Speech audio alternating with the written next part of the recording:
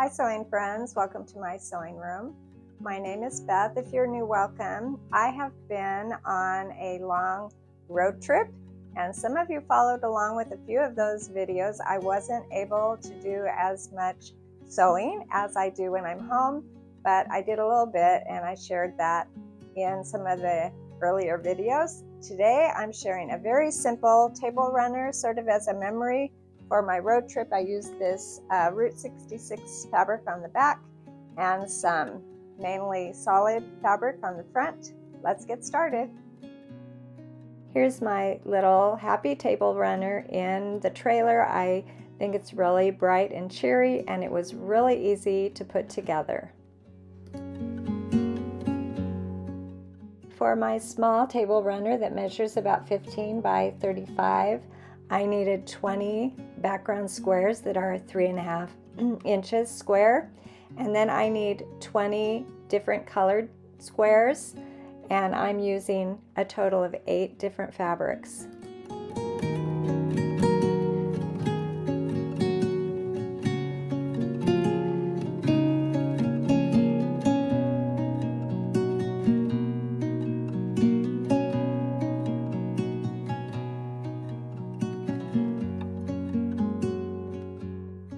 Here are all my squares, 20 background squares and 20 of those colorful squares, and I will end up with 40 half square triangles when I am done here.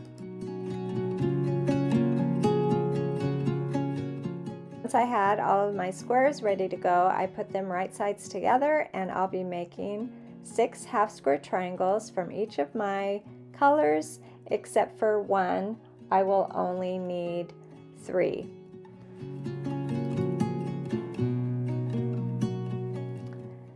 After putting my squares right sides together, I drew a pencil line from corner to corner diagonally, and I'll be putting a seam on both sides of my pencil line.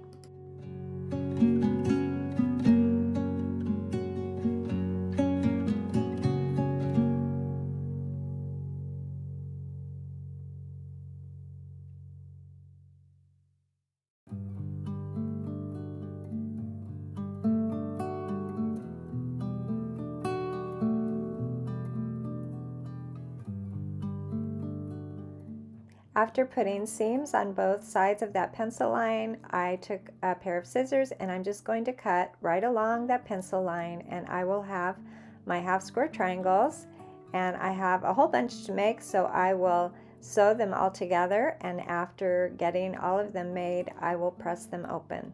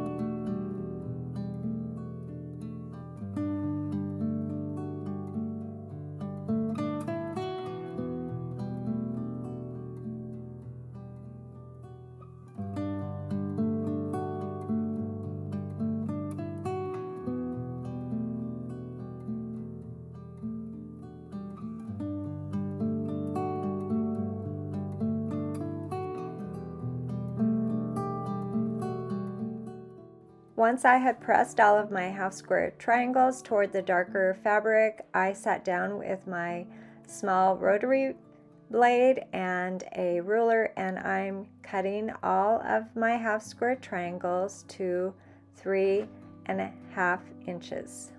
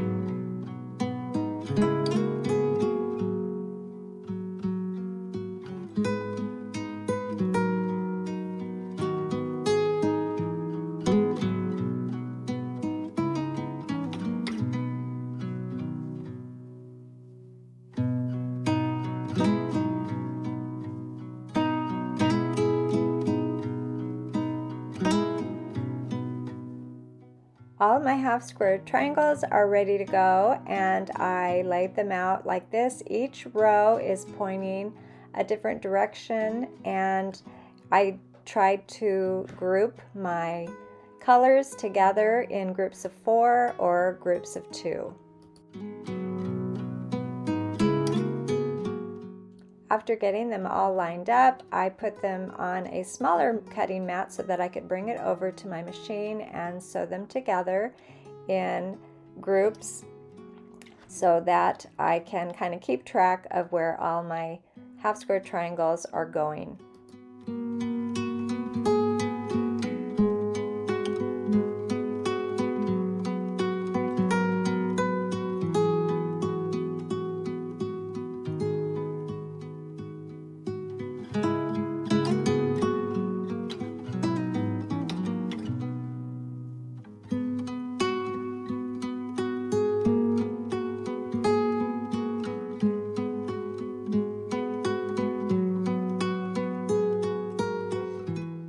Here are the first 2 sections of my table runner, and I just have 8 little more half square triangles to add to finish it up.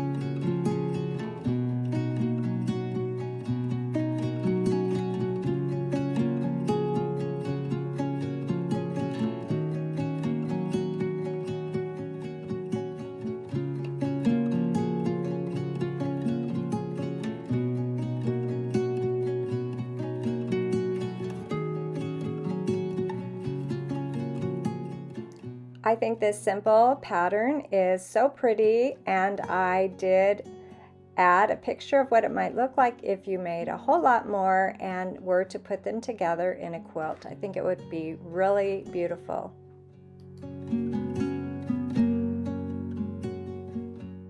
I'm going to add some 505 spray to a piece of batting that I have cut just a little bit bigger than my table runner, and I also found a nice backing piece that is that Route 66 fabric that kind of reminds me of the road trip I just finished.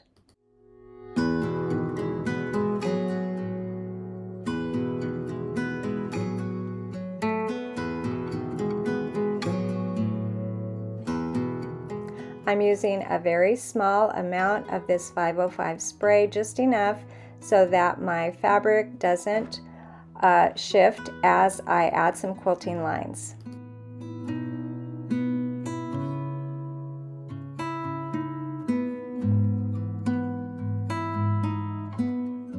To sort of accentuate the arrows of these half square triangles, I kind of see arrows in here with the light and the dark triangle sort of pointing one direction. I am going to quilt right through the seam. It's called Quilt in the Ditch, and I'm going to sort of zigzag all the way through the width of my table runner.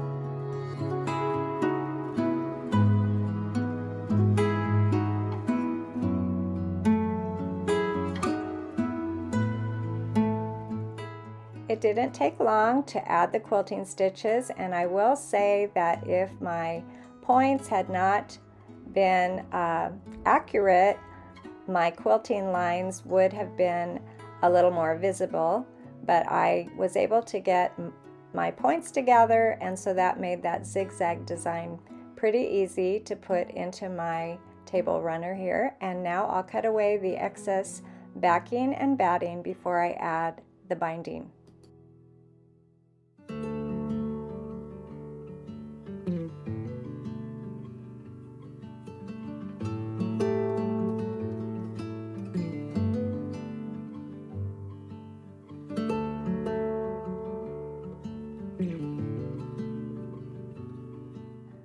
I'm going to use the same fabric as my backing fabric, and I'm cutting my binding strips just 1 3/4 inch wide. This will be a single layer of binding, and I was able to just barely get around my table runner with 2 strips of binding.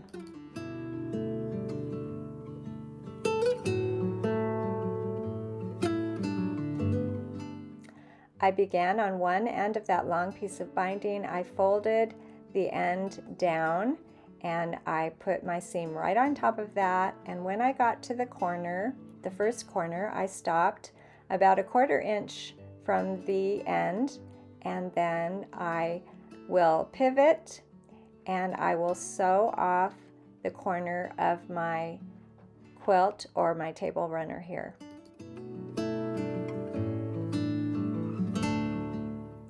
After sewing that tiny diagonal stitch to the corner, I turned my little quilt, and I will lift the binding up and fold it down right on the corner, and then I'm going to start sewing right there on that fold, and I'll do the same thing on all 4 corners.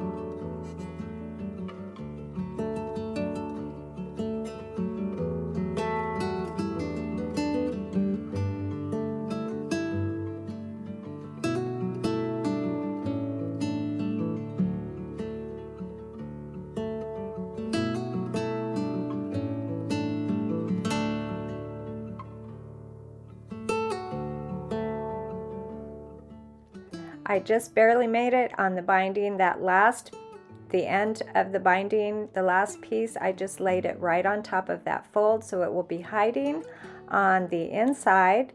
I'll work around my little quilt here, and I will tuck in the edge and fold it down, and when everything is pinned, I will go around with a needle and thread and sew that binding down on the back.